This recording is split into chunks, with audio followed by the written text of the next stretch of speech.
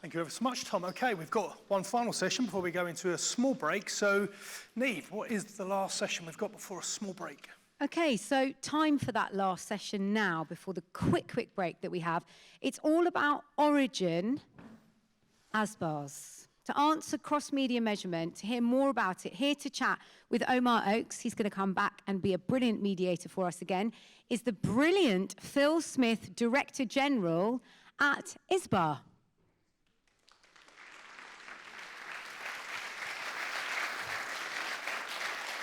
Phil, hello. Thank you. Hello everyone again, I'm Omar Oakes, Editor-in-Chief of the Media Leader, and welcome to this very special discussion with Phil Smith, who is the Director General, the boss of ISBA, the trade body for advertisers. You're closing in on 8 years as Director General. Yes, don't remind me. I've said if I get to 10, I should be shot. Well, stay tuned for that, Future Media 2026. Don't book me. And we've timed this interview perfectly because, personally, I think one of the most ambitious, most interesting, most exciting initiatives, not just in this country, but globally, is happening right now in the media industry, and that is Origin, what used to be called Project Origin. This, as I say, ambitious initiative to give advertisers a platform where they can measure reach and frequency across all media channels, potentially, importantly, de-duplicating, not double counting people. And we're going to get into how that's going. You've launched the all-important beta phase, which I think in previous conversations you said when we launched beta, that's effectively Origin launched. What have you learned? How's it going and what's next? It's been a long old ride, and the beta trial is certainly a hugely important milestone. But there's a long way still to go. So for the first time, we've got 35 major advertisers, the biggest advertisers in the UK, who are using real live data from their campaigns and using the Origin platform to draw out data on TV and on digital platforms as well. And as you say, the first set of reporting is all about deduplicated reach and frequency. But as we go on, we're really keen to make sure that what we create is a rich and trustworthy source of data that will allow people to use it as a basis for their MMM and for their econometric modeling and for their evaluation of the effect of their spending. And you plan to launch the final product version early next year. Can you reveal anything to this audience in terms of from beta to launch, what you already see might change? Yeah, I think we have a roadmap of progressive improvements as we go that bring in things like more reporting features around more demographics and ultimately want to be able to move this into a planning offering as well. We will be bringing on more advertisers as we go. We'll probably go through a phase where we roll out to more advertisers before going to a completely open launch.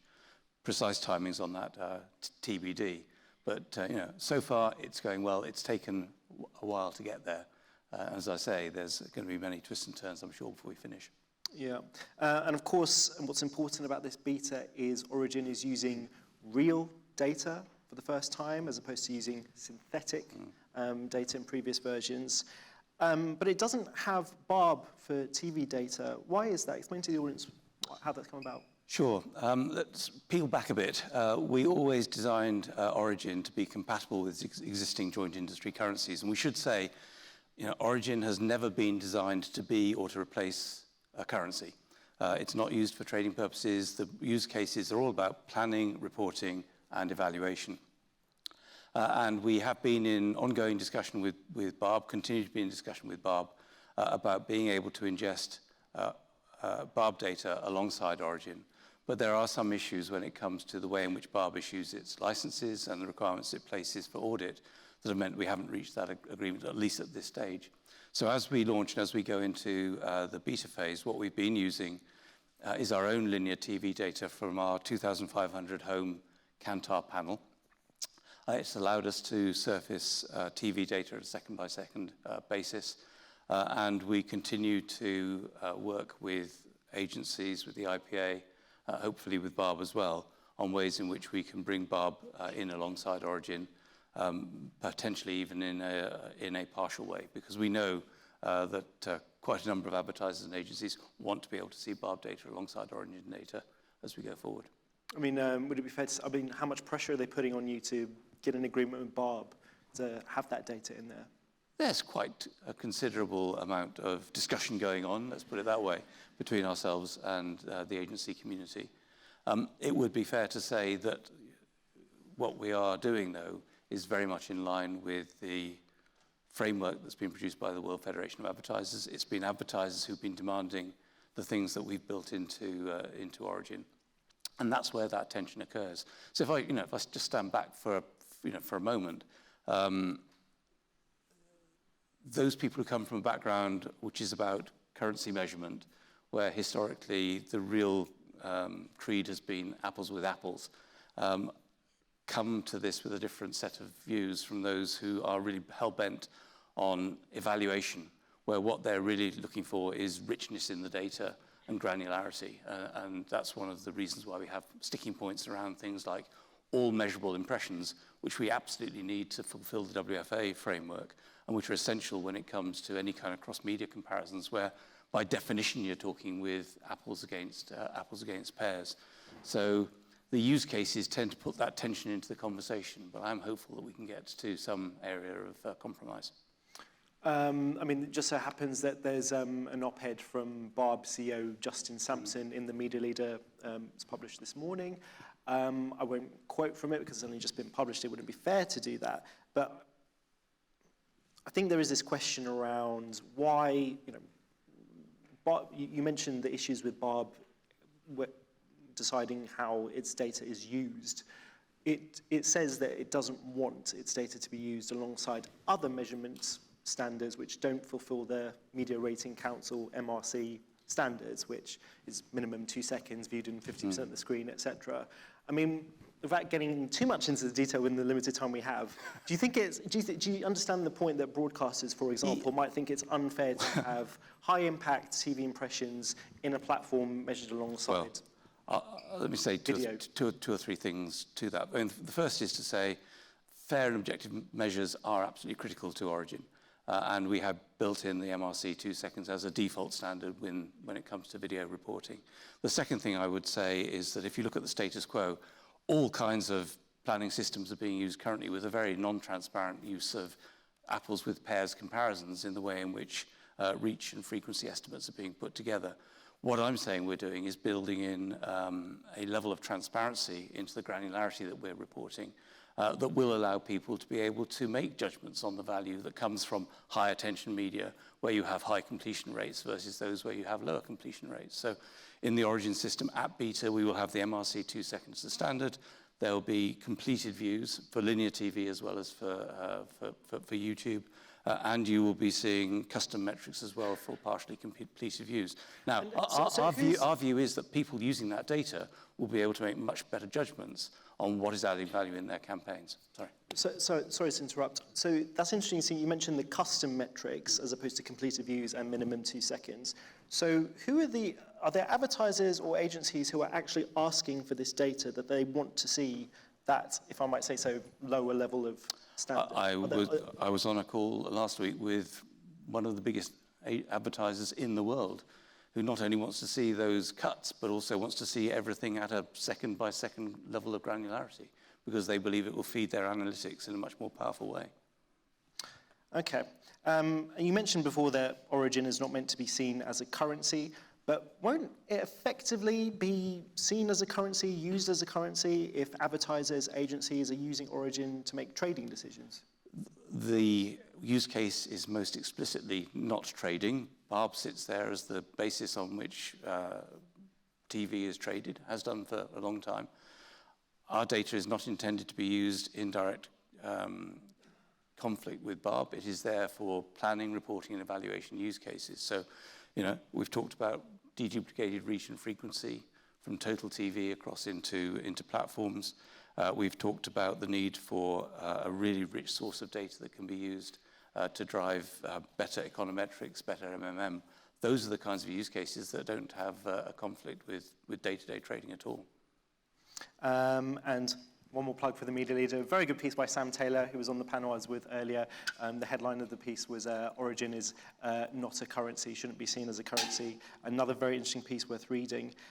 So you said step back a couple of times. If we step back for a third time, in terms of the broadcasters, in terms of Barb, in terms of the issues that you've had along the whole journey of Origin, do you think it's more of a perception issue, or you've mentioned some of the technical differences in why you've been unable to get Barb data in there? Do you think it's partly a perception thing? So some of the criticism is that, you know, people like to say, oh, Origin, this is a project funded by Google and Facebook. Do you understand? Do you regret that sort of perception? Well, I'd always like to have a perception which is universally positive, but I think if you are doing something worthwhile, it's usually the case that there are people who don't want it to happen. But I think there are, you know, a variety of views that come out of misperception. There are some that come out of vested interest. There are some out of people's inertia and liking of the status quo, because it suits their business model or their particular interests or their worldview. So change is always difficult. However, having said that, you know, this is something that has been driven by advertisers who are not happy with the status quo, because in the world which we now inhabit, we have media consumption which is massively fragmented. We have the media experience through creative, which is becoming more and more variegated by the day. And we either have siloed accountable reporting, or we have siloed unaccountable reporting, or we have cross-media measurement, which is very much not accountable and is currently not available for inspection. So, you know, our view is that it is right that the platforms have come to the table and been significant shareholders, stakeholders in the Origin project. I would say also that alongside that, there's been significant money that's been put in by big advertisers, 35 of them in the program so far, alongside other stakeholders, and significant money as well from other parts of the media industry on the sell side. So, you know, publishers, for example, have been stakeholders from the start. So I think those things are misperception. I think sometimes those stories are put about for a reason, but I'm convinced I wouldn't be doing this if it weren't for the fact that the advertiser community, not just here in the UK, but globally, has been driving this for some time and has been impatient with the lack of progress. And that's why we sit underneath the WFA principles and the framework, and that's what we're determined to execute.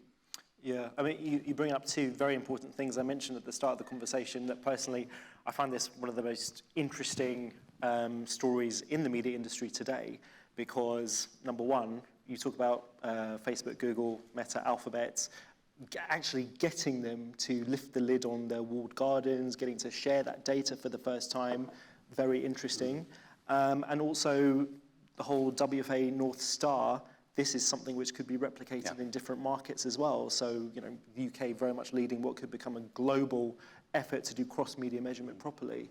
Do you think that, I mean, you mentioned the funding before. I mean, I think towards the end of this year, over 5 years, you'll have raised £52 million for Origin the whole way through. I mean, you mentioned the contribution of Facebook and Google versus other advertisers.